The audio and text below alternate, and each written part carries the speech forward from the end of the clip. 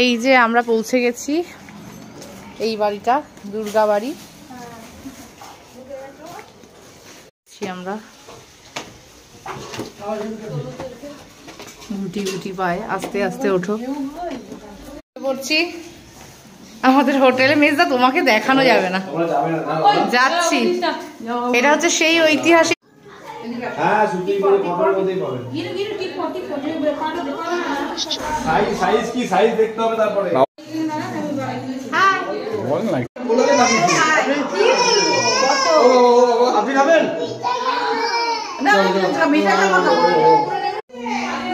স্নান করে পুজো দিয়ে ফিরলাম। এই যে ড্রেস ফ্রেস চেঞ্জ করে নিয়েছি, এই জামাটা পরছি, তোমাকেও জামা চেঞ্জ করে দেবো। হ্যাঁ, ঠান্ডায় আমি নেবো না। সবাই এবার একটু খেতে যাব। মায়ের চা খাওয়া হয়ে গেছে। মা স্নান করলে না কেন? এই যে বাবুদার আন্ডার থেকে আমরা সব পুজো টুজো দিই। এবার চুল ফুল পুরো ভেজা যাচ্ছি হচ্ছে দুপুরে লাঞ্চ করতে শুক্লাদি।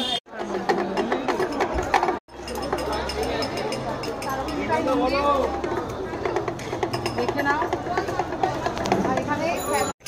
হ্যাঁ হ্যাঁ যাচ্ছি, চলো। এখানে মেয়েকে খেলনা কিনে দিচ্ছে বাবা। দেখো কি নিবি, আসো।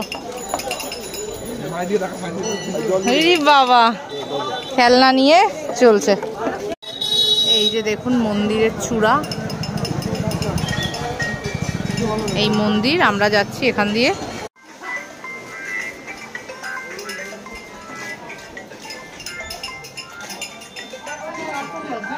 এই যে চলে এসছি এই হোটেলে। এবার কি কি খাওয়ার, এই পাশেরটাই বসে আছে। এখানে লাঞ্চে 120 টাকার থালি নেওয়া হয়েছে, তাতে মন পোষায়নি, সেই কারণে আমরা চাঙ্কিদা কোথায় গেল খুঁজে।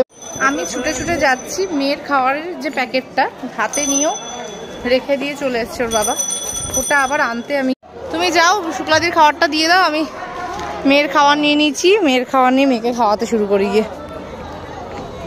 গিনি তুমি কি খাচ্ছ? আলু ভাজা। সবাই খেতে বসেছে। কি কি খাবার হয়েছে মা? হ্যাঁ ছেলে, হ্যাঁ হ্যাঁ হ্যাঁ। আমরা এসেছি এই যে ব্যানার্জি আচারের দোকান। দাঁড়াও আচার খেয়ে দেখি কেমন খেতে, তারপর সেই আচার নিয়ে যাবো। তারকেশ্বরের ফেমাস আচার। আচার খেয়ে দিদি ভাইয়ের এখনো আচার টেস্টিং শেষ হয়নি।